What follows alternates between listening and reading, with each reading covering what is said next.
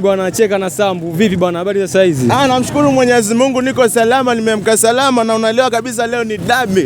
Mambo ya Simba na Yanga leo ndo tunacheza leo. Nishajiandaa kinoma noma. Mbona umeizungumzia kwa haraka sana? Nimezungumzia kwa sababu unaelewa vitu ni asubuhi. Yaani mtu anaolewa asubuhi na ukijua leo ni Ramadhani, kwa hiyo tunatakiwa tujiandae mapema. Tunamfunga mtu mapema ili tumfuturu jioni. Wanasema eti kwamba nyinyi mmetangulia uwanjani ili mkaloge. Ni ya kweli haya? Swala la kuloga ni sunna. Yaani utakuwaje mwanaume mjini alafu una uchawi kidogo? Yaani uchawi kidogo kwa ajili ya kufanya mazingira kidogo kujiprotect wewe. Unakaje mjini una uchawi? Sisi tutegemee nini? Swala la kutegemea ni matokeo ya kutosha. Unatakiwa utegemea matokeo ya kutosha, maana mtu anafungwa bao 60 pale.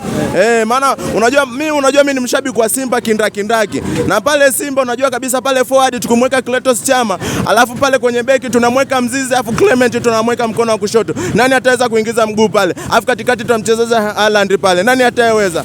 Mbona umesema Clement na Mzizi? Hawa watu vipi wewe? Clement si mkali kuliko Mzizi, ndio maana unakuta wanachezeshwa namba 2 tofauti.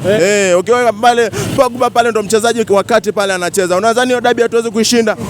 Pogba na Haaland ni wachezaji wa timu gani? Ni wachezaji wa Simba Sport Club pale ukiwa jijini Dar es Salaam hapa mkoani Singida. Ukiwa sogea hapa Mwanza karibia na jijini Tabora. Ndo anakaa pale. Aseo umetisha sana, umetisha. Cha kuahidi mashabiki? Mimi cha kuahidi mashabiki ni kwamba jioni ya leo tukishinda tunafuturisha pale, waje pale mkoani Mwanza hapa karibia na Singida kidogo, mkono wa kushoto Kilimanjaro pale Kitoni Singida. Tutakuwa hapo pale jijini Mtwara. Waambie wawahi sana mapema. Wawahi katika banda, kiumiza chochote unachokikuta unaingia unapiga ndri. Unaelewa?